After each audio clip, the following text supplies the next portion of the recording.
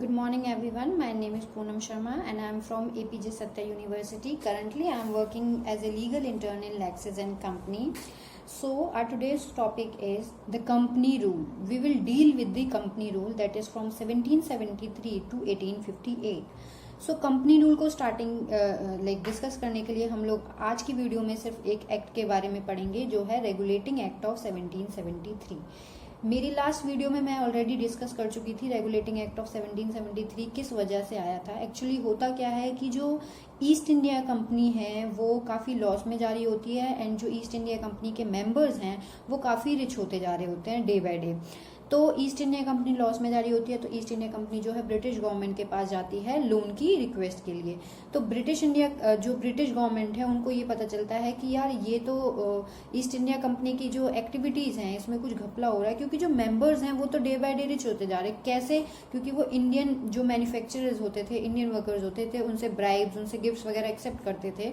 सो इस वजह से वो अपना फायदा कर रहे थे बट कंपनी का कोई फायदा नहीं हो रहा था. तो इसीलिए जब ब्रिटिश गवर्नमेंट को ये पता चला कि ये ईस्ट इंडिया कंपनी जो है अच्छे से ऑपरेट नहीं हो रही है एंड ऑल, तो उसकी एक्टिविटीज को कंट्रोल करने के लिए गवर्नमेंट ऑफ इंडिया एक मीटिंग बिठाती है और उस मीटिंग में ये डिसाइड होता है कि वो एक एक्ट पास करेंगे जिस एक्ट का नाम होता है रेगुलेटिंग एक्ट ऑफ 1773.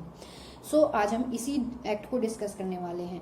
तो रेगुलेटिंग एक्ट ऑफ 1773 का मेन पॉइंट ये है कि it was the first step taken by the British government to control and to regulate the affairs of the East India Company in India. जो regulating act of 1773 है ये पहला step है जो कि ब्रिटिश गवर्नमेंट के थ्रू लिया गया था ताकि वो ईस्ट इंडिया कंपनी की एक्टिविटीज को, उनके अफेयर्स को कंट्रोल कर सकें. It recognized for the first time the political and administrative functions of the company.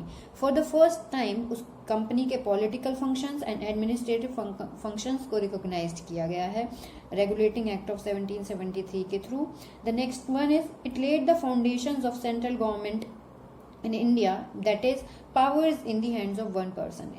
Regulating act of 1773 जो है वो laid down the foundations of central administration in India. मतलब सेंट्रल गवर्नमेंट की रिकॉग्नाइजेशन होती है. सेंट्रल गवर्नमेंट मीन्स की power जो है वो एक ही हाथ में रहेगी. अब पूछते हैं अब डिस्कस करते हैं कि ये एक्ट पास क्यों हुआ था. This act was passed because EIC was suffering from huge loss and the members of the EIC were becoming rich day by day. EIC I mean east India company. तो हमने discuss कर लिया कि जो east India company है वो काफ़ी loss में जा रही थी, फाइनेंशियल लॉस में, और जो मेंबर्स थे वो काफ़ी रिच होते जा रहे थे. तो ईस्ट इंडिया, जब ये एक्ट पास हुआ, ईस्ट इंडिया कंपनी की जो प्रेसिडेंसी है वो 3 जगहों पे थी, बॉम्बे, मद्रास एंड बंगाल. तो अब पढ़ते हैं इस एक्ट के. ये तो रहा था अब तक छोटा सा इंट्रो इस एक्ट के बारे में. अब पढ़ते हैं इसके फीचर्स क्या क्या थे. अब कौन कौन सी नई पोजीशंस हैं और निकाली गई हैं उसके बारे में बात करते हैं.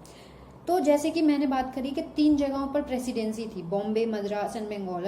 हर प्रेसिडेंसी का अपना अलग अलग गवर्नर था, governor of Bombay, governor of Madras and governor of Bengal. तो इस एक्ट के थ्रू क्या हुआ, जो गवर्नर ऑफ बंगाल थे उनको गवर्नर जनरल ऑफ बंगाल बना दिया गया. और उस टाइम पे गवर्नर ऑफ बंगाल कौन थे? Lord Warren Hastings. तो Lord Warren Hastings regulating act of 1773 के थ्रू क्या बन गए? तो लॉर्ड वॉरेन हेस्टिंग्स को गवर्नर जनरल ऑफ बंगाल बना दिया गया. The next one is an executive council was created to help governor general of Bengal which consist of 4 members to assist him. अब गवर्नर जनरल ऑफ बंगाल के लिए एक एग्जीक्यूटिव काउंसिल भी establish कर गई जिसमें 4 लोग होते थे, 4 मेंबर्स होते थे.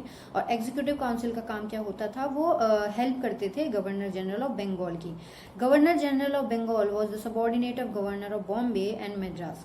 जो गवर्नर जनरल ऑफ बंगाल था वो सबऑर्डिनेट था किसका? गवर्नर ऑफ बॉम्बे का एंड गवर्नर ऑफ मद्रास का.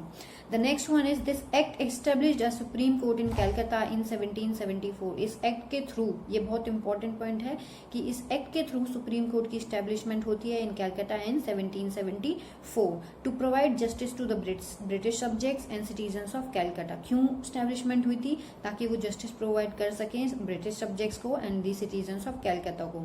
Court consist 1 chief justice and 3 other जजेस. कोर्ट में एक चीफ जस्टिस होता था एंड 3 अदर जजेस होते थे. The next, prohibit the servants from engaging in any private trade और एक्सेप्टिंग प्रेजेंट्स और ब्राइब्स फ्रॉम द नेशन. जैसे कि हमने बात करी कि ईस्ट इंडिया कंपनी के मेंबर्स जो हैं इंडियन नेटिव्स से ब्राइब्स एंड गिफ्ट्स वगैरह एक्सेप्ट करने लगे थे, तो रेगुलेटिंग एक्ट ऑफ 1773 ने इसको भी प्रोहिबिट कर दिया। Requiring the court of directors to report on its revenue, civil and military affairs in India. Court of directors को जो है वो रिपोर्ट करेंगे एग्जीक्यूटिव काउंसिल, एंड जो गवर्नर जनरल ऑफ बंगाल है वो कोर्ट ऑफ डायरेक्टर्स को सारी जितनी भी रेवेन्यू से रिलेटेड, सिविल में जितने भी अफेयर्स होते थे उससे रिलेटेड जो है वो रिपोर्ट करते थे। किसको? गवर्नर जनरल ऑफ बंगाल किसको करते थे? वो करते थे कोर्ट ऑफ डायरेक्टर्स को। Court of directors were appointed by the court of proprietors. जो कोर्ट ऑफ डायरेक्टर्स के मेंबर थे वो कोर्ट ऑफ प्रोप्राइटर्स के थ्रू इलेक्ट अपॉइंट होते थे, और कोर्ट ऑफ प्रोप्राइटर्स कहाँ होते थे? ब्रिटिश गवर्नमेंट में।